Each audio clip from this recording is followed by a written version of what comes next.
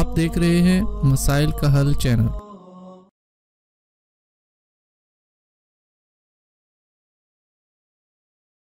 بسم اللہ الرحمن الرحیم، الحمدللہ رب العالمین، والصلاة والسلام علی سیدنا و حبیبنا محمد وعلی آلہ واصحابہ اجمعین۔ محترم ناظرین، آج ہم انشاءاللہ 26ویں پارے کا خلاصہ آپ کی خدمت میں پیش کرنے جا رہے ہیں۔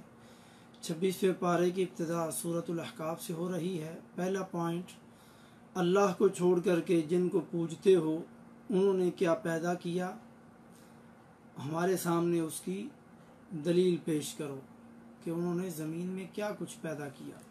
آیت نمبر 4، کہہ دیجئے کہ تم نے دیکھا جن چیزوں کو تم اللہ کے سوا پکارتے ہو، مجھے دکھاؤ انہوں نے زمین میں سے کون سی چیز پیدا کی ہے یا آسمانوں میں ان کا کوئی حصہ ہے۔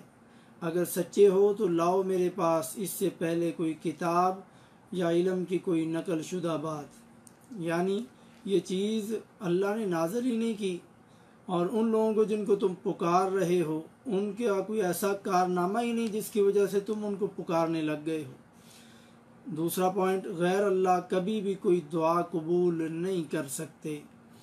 آیت نمبر 5، اور اس شخص سے بڑھ کر کے کون گمراہ ہو سکتا ہے جو ایسوں کو پکارتا ہے جو قیامت تک اسے جواب بھی نہیں دے سکتے اور ان کو ان کے پکارنے کی بھی کوئی خبر نہیں۔ کاش آج کا مسلمان بھی اس آیت کو سمجھ کر کے صرف ایک اللہ کو ہر وقت پکارے۔ تیسرا پوائنٹ، آیت نمبر 21 سے 28 تک قوم عاد کی تباہی کا منظر پیش کیا گیا۔ چوتھا پوائنٹ، آیت نمبر 29 اور 30 میں جنوں کے قرآن مجید سن کر کے ایمان لانے کا واقعہ نقل کیا گیا۔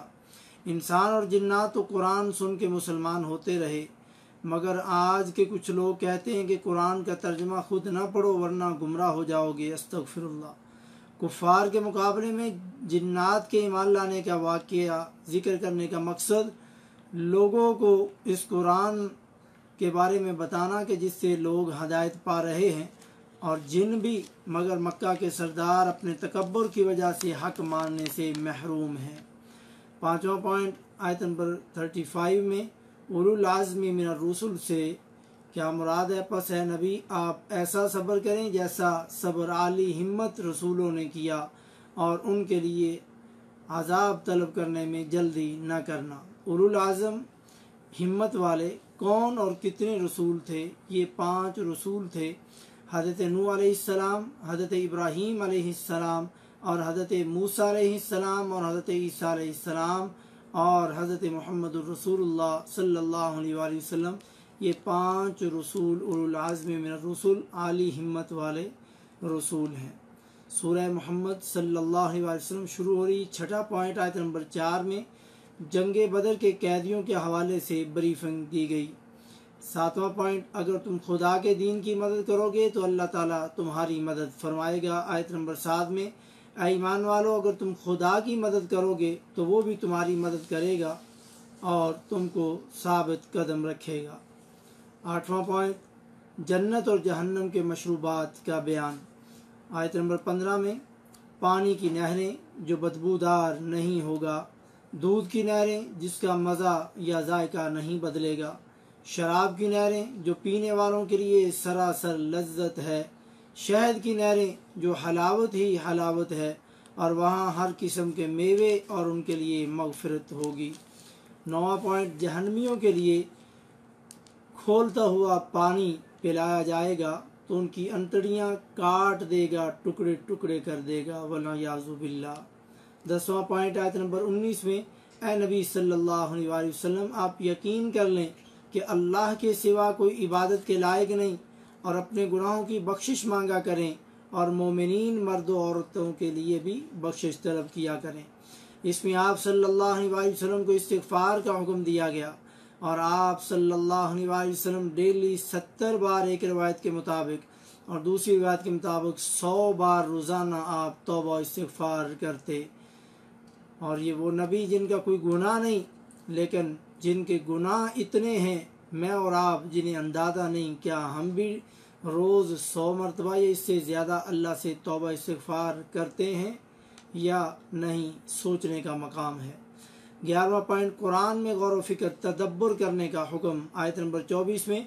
क्या ये कुरान में गौर व फिक्र नहीं करते कि या इनके दिलों में ताले लग चुके हैं।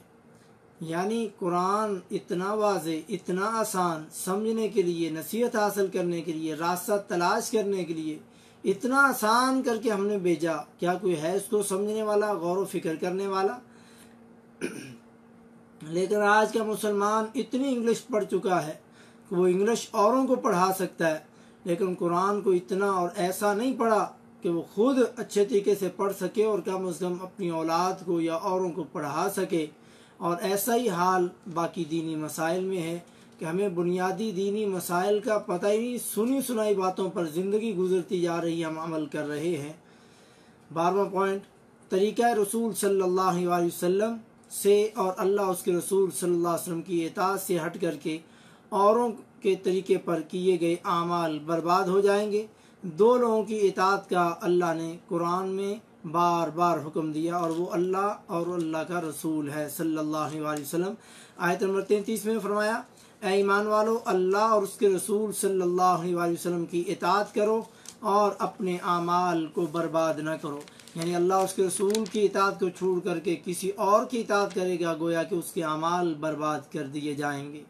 13वां पॉइंट कंजूसी और बखीली की जो है बुरे असरात। इसमें आयत नंबर 38 में, ख़बरदार तुम वो लोग हो कि अल्लाह की राह में खर्च करने के लिए बुलाए जाते हो और तुम में से बाद कंजूसी करने लगते हैं, और जो बखीली करता है वो तो दरअसल अपनी जान से बखीली करता है। अल्लाह गनी है और तुम लोग फ़कीर और मुहताज हो। सूरह फतह शुरू हो रही है। 14वां पॉइंट आयत नंबर 10 में बैत रिज़वान वालों की फजीलत बयान की गई। आयत नंबर 10, जो लोग आपसे बैत करते हैं वो यकीनन अल्लाह से बैत करते हैं और उनके हाथों पर अल्लाह का हाथ है। ये कितना बड़ा शर्फ है सहाबा किराम के लिए जो बैत रिज़वान में शरीक थे। 18 नंबर आयत, सहाबा किराम की जमात से अल्लाह रब्बुल इज़्ज़त दुनिया में ही राज़ी हो गया। और इस सूरत में बैत रिज़वान और सुलह हुदैबिया का वाक़या ज़िक्र किया गया जो बड़ा मारूफ है, मगर इस वाक़े में बहुत सारे हमारे लिए दुरूस और इबरतें हैं।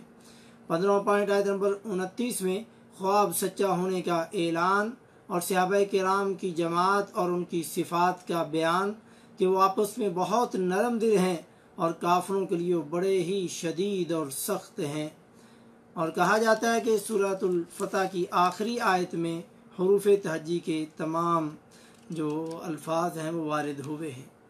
सूरतुल हुजुरात शुरू हो रही है। 16वां पॉइंट, इस सूरत की इब्तिदा में नबी सल्लल्लाहु अलैहि वसल्लम के हुकूक और आपके आदाब और आपको बुलाने के तरीके ज़िक्र किए गए। आयत नंबर 1 में, ए मोमनो, अल्लाह और उसके रसूल सल्लल्लाहु अलैहि वसल्लम से आगे न बढ़ो।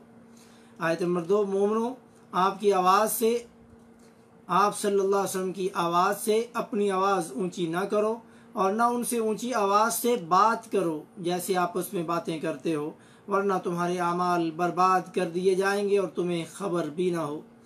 आज हमें रसूलुल्लाह सल्लल्लाहु अलैहि वसल्लम की बात और हदीस आ जाने के बाद अपनी बात, अपनी अकल, अपनी राय, अपने इमाम की राय, अपने मसाले के तरीके छोड़ देने चाहिए और आप सल्लल्लाहु अलैहि वसल्लम की बात और हदीस के आगे किसी की बात को नहीं बढ़ाना चाहिए, क्योंकि उनसे आगे ना बढ़ो और उनकी आवाज़ से ऊंची आवाज़ ना करो, यानी आपके फरमान के मुकाबले में किसी और के फरामीन को पेश ना करो। आज हमारे लिए यही चीज़ है।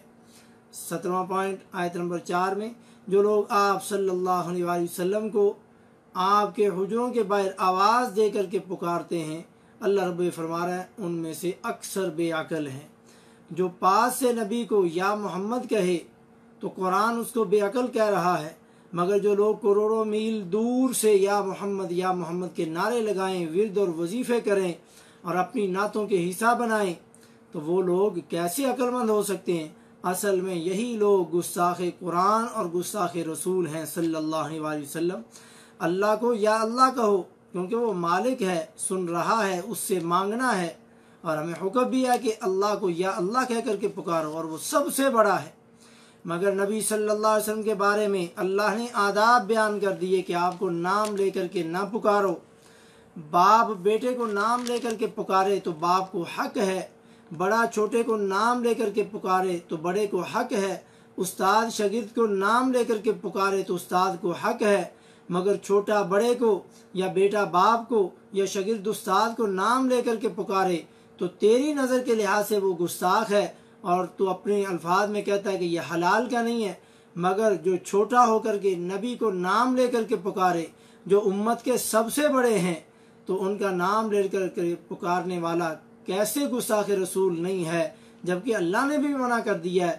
کیوں؟ کیونکہ یہی سب سے بڑا گستاخ ہے جو اپنے باپ کو تو نام لے کے نہیں پکارتا، اپنے استاد کو تو نام لے کے نہیں پکارتا، مگر وہ سب سے بڑے اس امت کے حضرت محمد الرسول اللہ صلی اللہ علیہ وسلم کو نام لے کے پکارتا ہے۔ نعوذ باللہ من ذالک۔ 18واں پوائنٹ آیت نمبر 6 میں، کسی بھی بات پر عمل کرنے سے پہلے خوب اچھی طرح تحقیق کر لیا کرو، یہ ہمیں حکم دیا گیا۔ 19واں پوائنٹ آیت نمبر 9 میں، لڑنے والوں کے درمیان صلح کروانے کا حکم۔ 20واں پوائنٹ آیت نمبر 10 میں، مومن مومن کا بھائی ہے، اور ہمیں دیکھنا چاہیے کیا ہم آپس میں بھائیوں والا معاملہ مومن مومن سے کر رہے ہیں، یا سب کلمہ پڑھنے والوں کے درمیان میں نفرت اور عداوت، حتیٰ کہ سگے بھائیوں کے اندر بھی آج عداوت یہاں تک سرایت کر چکی ہے کہ وہ ایک دوسرے سے بولنے کے لیے، کلام کرنے کے لیے بھی تیار نہیں۔ 21واں پوائنٹ، جھگڑے کے اسباب اللہ رب العزت نے ذکر کر دیے۔ کسی مسلمان کا ایک دوسرے کا مذاق اڑانا، کسی پر الزام لگانا اور کسی کو برے اور الٹے نام سے پکارنے سے منع کر دیا گیا، کیونکہ یہی چیزیں ہیں جو جھگڑے کے اسباب بنتی ہیں اور پھر معاملے آگے بڑھ جاتے ہیں۔ 22واں پوائنٹ آیت نمبر 12 میں، کسی مسلمان کے بارے میں برا گمان رکھنا، اس کی جاسوسی کرنا، یعنی اس کی ٹو میں لگے رہنا کہ کیا کرتا ہے، کدھر جاتا ہے، کدھر سے آتا ہے، اور غیبت کرنا یہ منع کر دیا گیا۔ یہ کام کرنے والا ایسا ہے جیسے وہ اپنے مردے بھائی کا گوشت کھا رہا ہے، یعنی تم میں سے کوئی بندہ بھی یہ پسند نہیں کرتا اپنے اس مردے بھائی کی جسامت کی گستاخی کرنا اور اس کے جسم کو کاٹ کر کے ذبح کر کے اس کا گوشت کھانا، لیکن اگر تم یہ کام کر رہے گویا کہ تم اپنے اس مردہ بھائی کا خود گوشت کاٹ کاٹ کر کے کھا رہے ہو، والعیاذ باللہ۔ 23واں پوائنٹ آیت نمبر 13 میں، اللہ کے ہاں مقام، مرتبے اور عزت والا وہ ہے جو خوف خدا کرنے والا، تقوی کرنے والا ہو۔ برادری، بڑا پن، چودھری، سرداریاں، خوبصورتی، مال و دولت، اللہ کے ہاں ان کی کوئی ذرہ جتنی بھی اوقات نہیں۔ ابو لہب نبی کا سگا چچا کتنا خوبصورت تھا مگر جہنم کا ایندھن بنا، مگر حضرت بلال حبشی رضی اللہ تعالیٰ عنہ جو حبشہ کے تھے اور سیاہ اور کالے رنگ والے، مگر وہ جنت کے شہزادے بن کے گئے۔ یہ سب تقوی کی بنیاد پر ہے اور دل کو صاف کر کے اللہ اور اس کے رسول کو سچے دل سے ماننے کا یہ انعام ہے۔ آیت نمبر 18 میں، یقین مانو بے شک اللہ تعالیٰ ہی زمین و آسمان کا غیب جاننے والا ہے، اور جو کچھ تم کر رہے ہو اسے اللہ خوب دیکھ رہا ہے۔ سورہ قاف 24واں پوائنٹ، اللہ کے نبی صلی اللہ علیہ وسلم عیدین اور خطبات جمعہ کی نمازوں میں یہ سورہ قاف اور سورۃ القمر، اقتربت الساعۃ وانشق القمر، یہ پڑھا کرتے تھے، کیونکہ ان میں ابتدائے خلق اور مرنے کے بعد زندہ اٹھنے، حساب کتاب، جنت دوزخ، ترغیب و ترہیب کا ذکر کیا گیا ہے۔ اور دوسری بات میں جمعہ کے دن آپ صلی اللہ علیہ وسلم پہلی رکعت میں سورۃ الاعلیٰ اور سورۃ الغاشیہ بھی پڑھا کرتے تھے۔ 25واں پوائنٹ آیت نمبر 16 میں، انسان کو ہم نے پیدا کیا اور اس کے دل میں اٹھنے والے خیالات سے بھی ہم واقف ہیں، اور ہم اس کی شاہ رگ سے بھی زیادہ قریب ہیں۔ مطلب یہ نہیں کہ اللہ اس کی شاہ رگ پر بیٹھا ہوا ہے، مطلب یہ کہ اللہ اپنے عرش پر ہوتے ہوئے علمی لحاظ سے تیرے اتنا قریب ہے، یعنی کہ اس کے دل سے اٹھنے والے خیالات کو بھی جانتا ہے۔ لیکن یہ عقیدہ رکھنا کہ اللہ تعالیٰ ذات کے لحاظ سے ہر جگہ موجود ہے، یہ غلط ہے اور باطل اور شرکیہ عقیدہ ہے، اور یہ عقلی طور پر بھی غلط ہے۔ ہر جگہ سے مراد پھر ہر جگہ آتی ہے، یعنی آپ کی اچھی اور بری جگہ سب مراد ہیں۔ یعنی نعوذ باللہ، کیا اگر ہر جگہ اللہ تعالیٰ ہے تو کیا اللہ تعالیٰ آپ کے کمرے میں بھی ہے؟ نعوذ باللہ، آپ کی چارپائی کے نیچے بھی، آپ کے بستر کے اندر بھی، نعوذ باللہ، واش روم کے اندر بھی، کوڑا دان میں بھی، نعوذ باللہ، گاڑی میں بھی اللہ، پنکھے میں بھی اللہ، لائٹ میں بھی اللہ، سیٹ کے نیچے بھی اللہ، ٹائر میں بھی اللہ، نعوذ باللہ من ذالک۔ یہ کیسا عقیدہ ہے؟ یہ تو اللہ تعالیٰ اس کے رسول صلی اللہ علیہ وسلم نے نہیں بتایا۔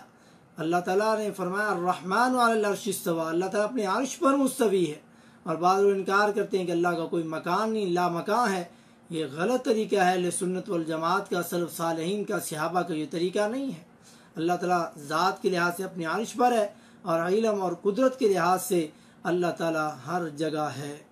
26واں پوائنٹ، انسان، آیت نمبر 18 میں، انسان منہ سے کوئی لفظ نکال نہیں پاتا مگر اس کے پاس نگران اور محافظ موجود ہے جو تیار ہے، یعنی لکھنے کے لیے۔ 27واں پوائنٹ، آیت نمبر 19 میں، اور موت کی سختی بے ہوشی حق لے کر کے آ پہنچی، یہی ہے جس سے تو بدکتا پھرتا تھا۔ 28واں پوائنٹ، آیت نمبر 26 میں، جس نے اللہ کے ساتھ دوسرا معبود بنا لیا تھا پس اسے سخت ترین عذاب میں ڈال دو۔ 27 نمبر آیت، اس کا ہم نشین یعنی شیطان کہے گا، ہمارے رب، میں نے اسے گمراہ نہیں کیا تھا بلکہ یہ خود ہی دور دراز کی گمراہی میں تھا، یعنی اگر یہ تیرا سچا اور مخلص بندہ ہوتا تو میرے ایک بار کہنے کی وجہ سے یہ تیرا راستہ حق والا اور سچا راستہ کبھی نہ چھوڑتا اور میرے بہکاوے میں نہ آتا۔ 29واں پوائنٹ، آیت نمبر 30 میں، جس دن ہم دوزخ سے پوچھیں گے کیا تو بھر چکی ہے، تو وہ جواب دے گی کیا کچھ اور زیادہ بھی ہے، یعنی اور جہنمی بھی ہیں، تیرے دشمنوں کے لیے اب بھی میرا دامن کھلا ہے، اس میں گنجائش باقی ہے۔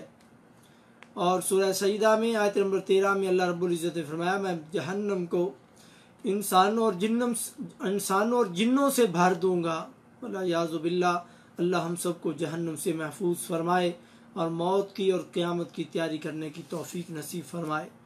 30واں پوائنٹ، آیت نمبر 37 میں، اس میں ہر صاحب دل کے لیے، اس قرآن میں ہر صاحب دل کے لیے عبرت ہے، اور اس کے لیے جو دل سے متوجہ ہو کر کے کان لگائے اور وہ حاضر ہو، یعنی جس کے پاس دل ہو وہ گزشتہ امتوں کے واقعات پڑھے اور اپنے آپ کو سدھار لے، سیدھا کر لے۔ 31واں پوائنٹ، آیت نمبر 44 میں، جس دن زمین پھٹ جائے گی اور یہ دوڑتے ہوئے نکل پڑیں گے۔